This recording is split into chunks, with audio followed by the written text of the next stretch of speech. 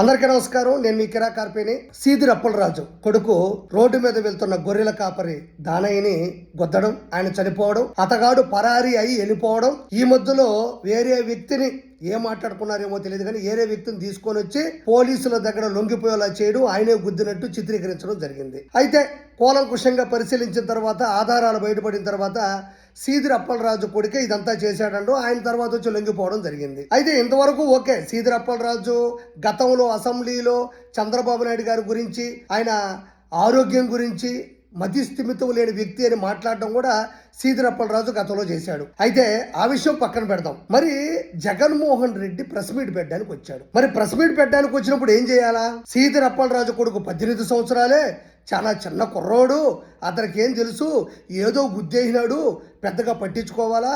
అందులోనూ సీదిరి అప్పలరాజు మంత్రిగా పనిచేశాడు, శాసనసభ్యుడిగా పనిచేశాడు, ఆ మాత్రం దానికే మర్డర్ కేసులు పెడతారా అంటే ఏంది నాకు అర్థం కావడం లేదు. మరి మర్డర్ చేసినట్టే కదా.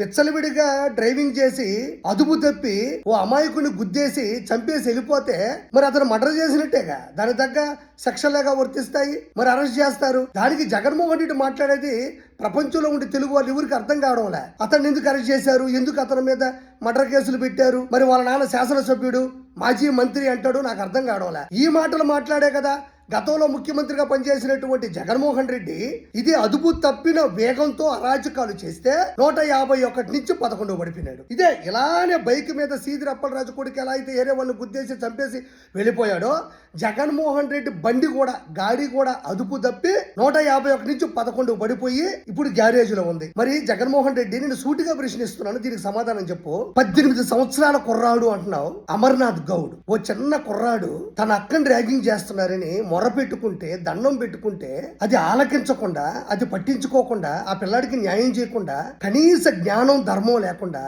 ఆ కుర్రాన్ని పెట్రోల్ పోసి కాల్చి చంపేసినప్పుడు ఆ పిల్లాడు వయసు మీకు గుర్తుకు రాలేదా? ఎంత చిన్న పిల్లాడు, సొంత అక్కని ర్యాగింగ్ చేస్తుంటే, దారిని పోతుంటే ఇబ్బంది పెడుతుంటే తట్టుకోలేక ఆ కుర్రాడిని బతివులాడుకుంటే మాటల్ని పట్టించుకోకుండా మరణాన్ని చూపించినటువంటి వ్యక్తులు మీరు. మరి ఇంకా చెప్పుకుంటూ పోతే తోటా చంద్రయ్య, నందం సుబ్బయ్య, డాక్టర్ సుధాకర్, డ్రైవర్ సుబ్రహ్మణ్యం, వీళ్ళందరూ అమాయకులే.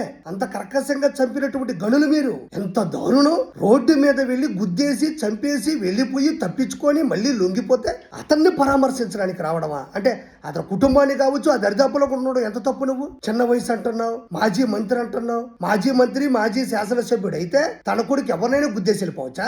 ఎవరినైనా చంపవచ్చా? అది రాజ్యాంగంలో హక్కు ఉందా?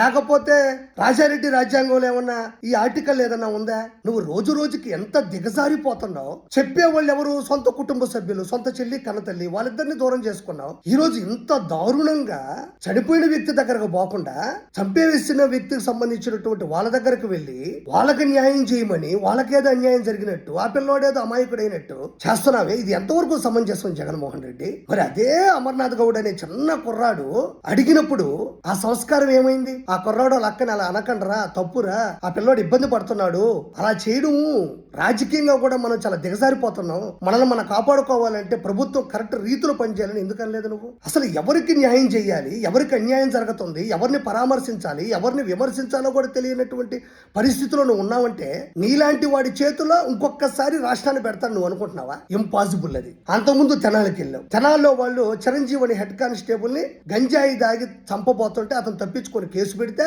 వాళ్ళకి ఒక చిన్నపాటి శిక్ష ఇస్తే వాళ్ళని పరామర్శించడానికి వెళ్ళావు. వాళ్ళ మీద కేసులు ఉన్నాయి కదా, రకరకాల కిడ్నాప్ కేసులు ఉన్నాయి, గంజాయి కేసులు ఉన్నాయి, చీటింగ్ కేసులు ఉన్నాయి, అటెంప్ట్ మర్డర్ కేసులు ఉన్నాయి అని చెప్తే ఏమో నాకు అన్నీ తెలియదు, కాకపోతే చిన్న కుర్రాళ్ళు అన్నావు. మరి వాళ్ళెవరో చెప్తారు దిగజారిపోవు అనుకున్న ప్రతిసారి దిగజారిపోతుంటావు అని. ఎందుకు జగన్మోహన్ రెడ్డి గారు ఇలాంటి మాటలు మాట్లాడతారు? అమాయకుడైన దానయ్య గారు చనిపోయారు అక్కడ, ఆయనకి ఏం చేయాలో చెప్పండి, మీరు ఏం చేస్తారో చెప్పండి, అతన్ని పరామర్శించండి. మీ పార్టీకి సంబంధించిన కుర్రాడు గుద్దినప్పటికీ కూడా తప్పు చేసింది మా వాడి శిక్ష అనుభవిస్తాడు, మేము వాళ్ళకి పోలీసులు పట్టిస్తామని చెప్పండి. చేపురోలు కిరణ్ భారతీరెడ్డి గారిని ఒక్క మాట అన్నారని తెలుగుదేశం పార్టీ కూడా వెనకేసుకొని రాలా. పట్టించడంలో, అతను లోపలికి వెళ్ళడంలో కూడా కీలక పాత్ర పోషించింది. ఆడవాళ్ళు ఎక్కడైనా ఆడవాళ్లే, అలా అనకూడదు అని చెప్పి తెలుగుదేశం పార్టీ వాళ్ళని దాపరికం చేయలేదు, దాపెట్టలేదు, ఇమ్మీడియట్లీ సహకరించింది. అలాంటిది ఈ రోజు సీదిరి అప్పలరాజు కొడుకు ఇంత ఘనకార్యం చేస్తే అతన్ని పట్టించాల్సింది పోయి, ఆ విషయాన్ని మీరు పట్టించుకోవాల్సింది పోయి, అమాయకుడైన దానయ్య కుటుంబాన్ని పరామర్శించాల్సింది పోయి, మీరు చేస్తున్నటువంటి ఈ ఘనకార్యం